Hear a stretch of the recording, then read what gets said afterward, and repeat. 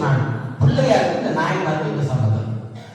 இது ஏன் சொல்றா, இந்த சோதனைகளும் துன்பங்களும் எங்களுக்கு இந்த இறைவன் தருவது எங்களை பக்குவப்படுத்துவதற்காக, நாங்கள் பக்குவத்தோடு இருக்கிறோமா என்று சோதிப்பதற்காக.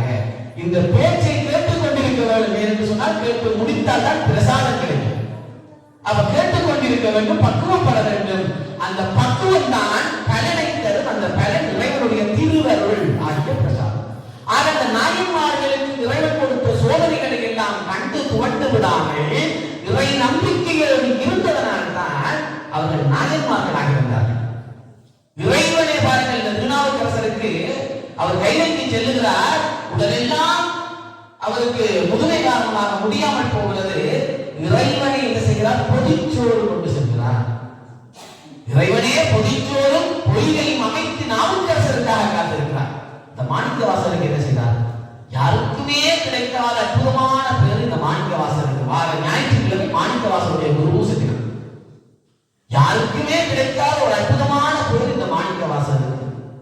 என்ன தெரியுமா? மாணிக்கவாசகர் பாட இந்த சிவபெருமானே பாட்டெல்லாம் கையாளுகிறார். ஒரு சிறப்பு. இரண்டாவது பாருங்கள், இந்த மாணிக்கவாசகருக்காக அடிவாங்கிட்டார். அது முழுக்க சொல்லி மாணிக்கவாசகருக்காக இறைவனை அடிவாங்கி இருக்கிறார். வீட்டுக்கு மண் சுமக்க வந்திருக்கிறார். குதிரைகளை எல்லாம் கொண்டு வந்திருக்கிறார். இதெல்லாம் ஒரு சிறப்பு. இப்ப இவர் பாடல் பாடுகின்ற பொழுது எழுதினாரா, எழுதி முடிய பாவை பாடிய வாயால் ஒரு கோடையும் பாடு என்று கேட்டு வாங்கினது மாணிக்கவாசகர் மட்டும்தான். அவ்வளவு சிறப்பு இந்த நாயன்மார்களுக்கு. ஏன்னு சொன்னால், அத்தனை துன்பங்களையும் பொறுத்து சைவ சமயமே மெய்ச்சமயம் என்று நம்பி இருந்தவர்கள். ஆனால் தற்காலத்தில் நடக்குது சொன்னா, காய்ச்சல் வந்தா நாங்க ஓடி போயிடுவோம்.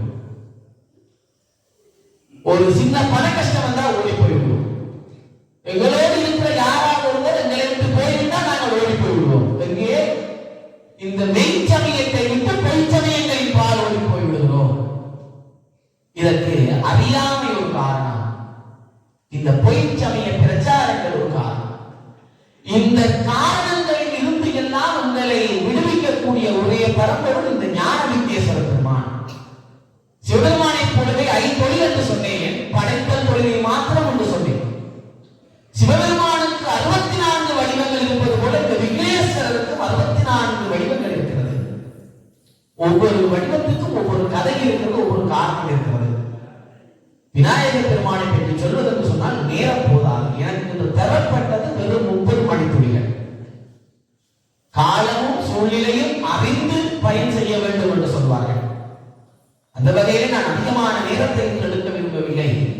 குறுகிய நேரத்தில் இந்த விநாயகர் பெருமானை பற்றி இந்த சொல்லக்கூடிய விடயங்களை சொல்லிக் கொண்டிருந்தேன். அதே போல அருமையாக இந்த ஆலயங்களிலே நாங்கள் வழிபாடுகள் செய்கின்ற பொழுது எங்களுடைய பாரம்பரியம் என்று ஒன்று இருக்கிறது. பொதுவாக ஆண்கள் எல்லாம் மேலாடை இல்லாமல் நாங்கள் வழிபாடு செய்கின்ற மரபு இருக்கிறது. ஏன் ஆண்கள் மேலாடை இல்லாமல் வழிபாடு செய்ய வேண்டும்? அதற்கு ஏதாவது காரணம் இருக்குமா? ஆண்கள் மேலாடை இல்லாமல் வழிபாடு செய்வதற்கு ஏதாவது காரணம் இருக்குமா? நிறையவே இருக்கிறது. ஆண்களுடைய உடலில் இருக்கக்கூடிய ரோமங்கள் ஒரு ரிசீவர் மாதிரி. ஆண்களுக்கு ரிசீவர். அப்ப பெண்களுக்கு ரிசீவர் இல்லையா? பெண்ணே ஒரு ரிசீவர் தான். பெண்ணே ஒரு ரிசீவர். பெண் என்பது சக்தியினுடைய அம்சம். ஆண்களுடைய உடலில் இருக்கக்கூடிய ரோமங்கள் ஆண்களுக்கு ஈர்க்கின்ற தன்மை குறைவு. அதனால நிறைய ரிசீவர் தேவை.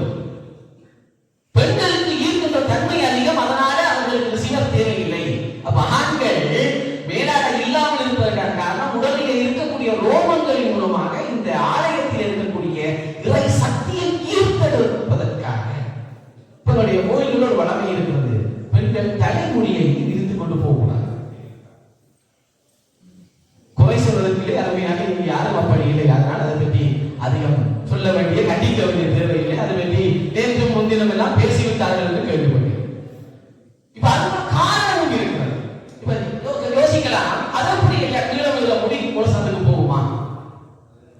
யாருக்காவது சந்தேகம் வந்திருக்கா? கீழே விழுகிற முடி மூலஸ்தானத்துக்கு போகுமா?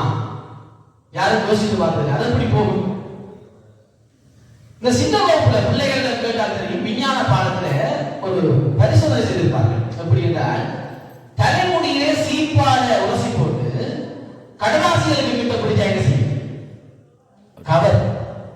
கவர்கிறது? மின்னேற்றப்படுகிறது, காந்த புலம் ஏற்படுத்தப்படுகிறது. தலைமுடியிலே நீங்கள் பிளாஸ்டிக் பொருட்களை உரசுகின்ற பொழுது அதிலிருந்து மின்னேற்றப்படுகிறது, காந்த புலம் ஏற்படுவது கடதாசியை கவரும். அதே போல நிலத்தில் இருந்து விழுகின்ற முடி இந்த ஆலயம் முழுவதும் காந்த சக்திகள் நிறைந்திருக்கின்ற ஒரு இடம். ஆலயத்திலே முழுக்க முழுக்க காந்த. நீங்க ஆலயத்துக்கு மேலே கட்டடங்களுக்கு நிறைய வித்தியாசம் இருக்கும். ஆலயத்துக்குள்ளே வந்தால் உங்களை அறியாமலே ஒரு அமைதி உண்டாகும், ஒரு மகிழ்ச்சி உண்டாகும், ஒரு எண்ணங்கள் உண்டாகும். ஆனா நேரிய கட்டடங்கள் அப்படி கிடையாது. காரணம், இந்த ஆலயத்தில் இருக்கக்கூடிய மூலவர், மேல இருக்கக்கூடிய கலசம், கீழே இருக்கக்கூடிய யந்திரம். இதை பற்றி சொல்வது விரிவு. நான் விரிவஞ்சி சுருக்கமாக சொல்லுவேன். அந்த மூலவருடைய காந்த சக்தி என்ன செய்யும் என்றால், இங்கு இருக்கின்ற தலைமுடியை அப்படியே இழுத்து உள்ள எடுக்கிறது, அப்படியே உள்ளே எடுத்து.